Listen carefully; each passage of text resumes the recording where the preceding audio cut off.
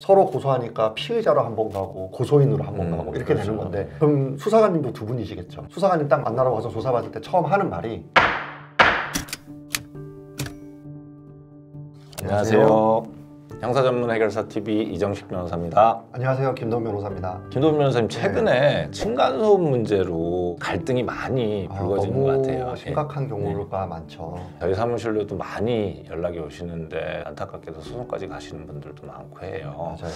위층에서 이제 층간소음 문제가 심하게 나면은 소송까지 안 가고 어떤 좋은 해결 방법이 뭐가 있을까요? 이거 정말 직접 하고 있는 사건들도 있고 케이스들을 보면은 이게 좋은 해결 방법, 근본적인 해결 방법이라는 게 지금 안타깝지만 없다고 보여요. 근데 다만 이제 법적으로 할 수 있는 조치들은 이제 뭐가 있냐면, 이거 법적인 건 아니지만 지자체에 이런 데서 이웃 사이 센터, 이웃 분쟁 조정 센터 이런 거를 만들어 가지고 층간소음을 조금 중재를 할 수 있도록 그렇게 제도는 마련을 했는데 어떤 강제력은 없는 상황이라서 그런 지자체 제도를 이용을 해도 해결은 안 되고, 그러다 보니까 또 감정은 점점 커지고, 그러다 보면은 이제 층간소음이 층간소음으로만 남게 되는 게 아니라 감정 싸움이 생기다 보니까 보복행위도 하게 되고 물리력 행사도 하게 되고, 이렇게 하다 보니까 조치라고 한다면은 층간소음 자체로는 스토킹 처벌법이라는 법률에 의해서 처벌은 되는데, 그거는 뭐 벌금형이나 좀 세봤자 집행유예 정도에서 그치고, 그거에 더해서 그동안 피해를 받은 거에 대해서 민사소송 뭐 위자료 얼마 정도 받는 그 정도밖에 안 돼서, 근데 그렇게 뭐 처벌하고 위자료 받는다 그래서 보복하고 윗집에서 소리 나는 게 해결이 안 될 거 아니에요. 그래서 결국엔 보니까 이거는 뭐 방송에 나가도 될지 모르겠지만 궁극적인 해결은 이사 가는 거더라고요. 아니, 그리고 제가 이 얘기를 왜 말씀을 드리냐면, 위아래층이 아파트인데 층간소음으로 다툰 지 한 3년 됐어요. 3년 돼가지고 지금 서로 고소하고 위자료 청구하고 이렇게 된 사건인데, 서로 고소하니까 피의자로 한 번 가고 고소인으로 한 번 가고 이렇게 되는 건데, 그럼 수사관님도 두 분이시겠죠. 수사관님 딱 만나러 가서 조사받을 때 처음 하는 말이 이사를 가셔야 돼요 이러더라고요. 아니, 이게 그러니까 주변에선 다 똑같아요. 결론이 둘 중에 하나는 이사 가야 된다. 뭐 이런 결론으로 가기가 쉬워요. 근데 당사자들은 이사도 뭐 쉬운 일이 아니니까. 그렇죠. 서로 이제 고소하시고 여러 가지 방법으로 서로를 괴롭히시더라고요. 근데 이게 또 이사 가는 것도 경제적으로 못 가시는 분도 있을 수도 있고, 두 번째는 여기서부터 오기가 생겨서 이사를 안 가시는 분도 있더라고요. 내가 여기서 이사 가면 내가 지는 건데 저도 되는데요. 그러니까요. 이게 약간 조심을 하더라도 층간소음이 3, 4년 정도 이어지면 미세한 소리도 그게 들린대요. 너무 예민해져가지고. 그러면 병원을 가보셔야죠. 이사를 가야죠. 그러면 이제 내가 위층의 층간소음 때문에 너무 힘들다.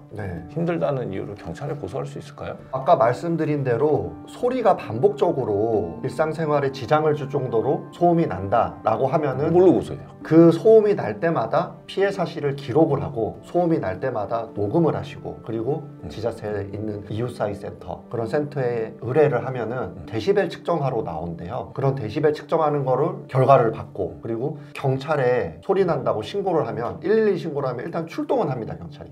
그래요? 네, 출동을 해서 한번 위에 윗집에 가거나 아랫집에 가거나 뭐 무슨 일이 있냐. 죄명이 뭔가요? 일단은 소란이죠. 그런 식의 112 출동 기록을 여러 건 만들어 놓으면 나중에 스토킹 처벌법으로 형사 고소를 하거나, 아니면은 층간소음으로 인해서 내가 불법행위로 위자료 청구를 할 때 증거로 제출을 할 수가 있는 겁니다.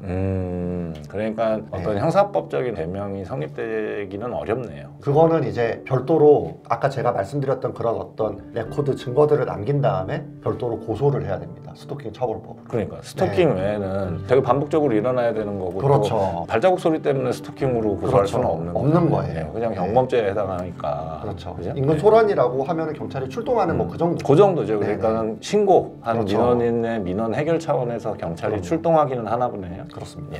그럼 경찰에 신고했다 그러면은 윗집에 사시는 분들도 사실 되게 불편하실 것 같아요. 마음이 불편하시죠. 기분도 나쁘시고 보복 행위를 하는 경우들도 좀 있잖아요. 그죠? 보통 위층에서는 마땅히 뭔가 의도치 않아도 소리를 많이 내게 되고, 요즘 특히 사건이나 플레들이 많이 나오고 있는 게, 뉴스에서도 제가 한번 본 적이 있어요. 천장 부착형 저음 우퍼 스피커. 그걸 달아가지고 보복행위를 하는 케이스들이 있다고 하더라고요. 이제 그렇게 되면 위아래층이 이렇게 네, 보복행위를 그렇죠. 하는 거죠. 그렇게 되면은 위층이 더 견디기 힘든 소리가 난다고 하더라고요. 저도 들어보지는 못했습니다. 한번 우리도 들어볼 필요가 있을 것 같아요. 어떤 소리가 나는지. 그거를 이제 천장에 부착해서 고음보다는 울리는 소리 이런 위주로 진동이 막 있나? 그렇죠. 네, 진동이 우퍼니까 진동이랑 그리고 기괴한 소리, 귀신 그런 사건이 있었잖아요. 네네. 예. 애가 잠을 못 잤잖아요. 네 맞습니다. 네, 그런 내 사건도 잠도 있어요. 못 자고 뭐 거의 노이로제에 걸려서 실제로 아까 말씀하셨는데 병원 당연히 가는 거예요. 네. 몇 년 동안 시달리거나 하면은. 근데 그런 사건들을 저희 의뢰인들이 여러분 겪다 보니까 아 이게 보통 일이 아닌데 사실 겪는 분들은 갈등이라든지 스트레스가 정말 견디기 힘든 것 같아요.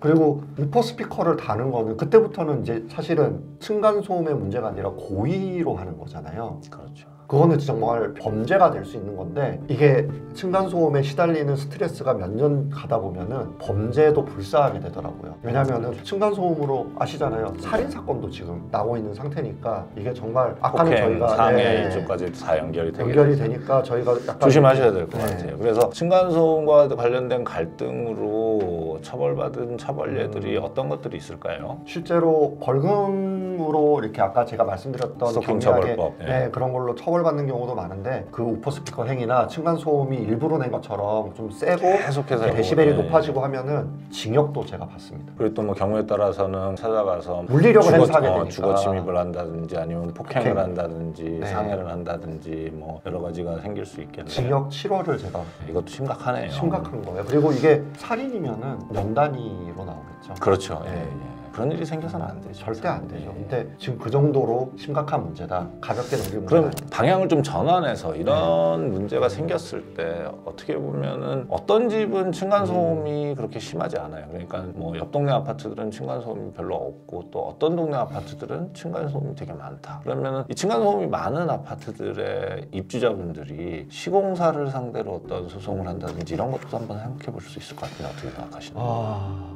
이게 아까 전에 제가 층간소음으로 법적 조치를 하기 위해서 평상시에도 소리가 날 때마다 기록을 하고 녹음을 하고 데시벨 측정 결과를 얻고 이런 과정을 겪어야 한다고 했는데 대기업인 시공사를 상대로 손해배상 소송을 한다고 하면 더 까다롭겠죠. 증거 수집이나 왜냐면은 하자로 인정받기 위해서는 더 어떤 직접적인 이유가 왜냐면은 시공사 입장에서는 할 말이 하나 더 있어요. 시공의 문제가 아니라 발을 쿵쾅거리면서 다녀서 그런 거 아니냐라고 할 수가 입주자의 있는데 잘못이다. 입주자의 잘못이다라고 얘기를 할 수가 있는 거예요. 시공사 입장에서. 그렇죠. 이제 네. 뭐 그런 소송은 사실은 쉬운 소송은 아닐 텐데 그렇죠. 그 과정에서 시공상의 문제점이 발견된다 그러면 어느 정도 그러니까는 손해배상을 받을 네네. 여지는 있지만 사실은 쉽지 않은 길이다. 왜냐하면은 또 이게 시공상의 하자까지 인정이 된다고 하면은 아파트 짓는 모든 재료나 높이나 두께는 사실 법으로 다 정해져 있잖아요. 그거에 미달되는 경우에만 아마 하자가 그렇죠. 인정될 것 그런 같아요. 경우가 아니다 그러면은 하자가 네. 인정되기가 쉽지가 않다는 예. 거죠. 오늘은 변호사 둘이서 최근에 이제 층간소음 문제에 대해서 좀 알아봤습니다. 도움이 되셨으면 하는 바람이고요. 다음 시간에도 일상생활에서 좀 도움이 될 만한 주제들로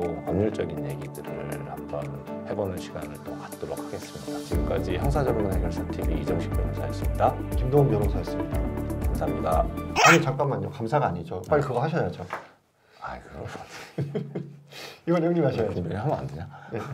구독, 좋아요, 알림 설정 꼭 부탁드리겠습니다. 감사합니다. 이런 얘기를 못 하겠어.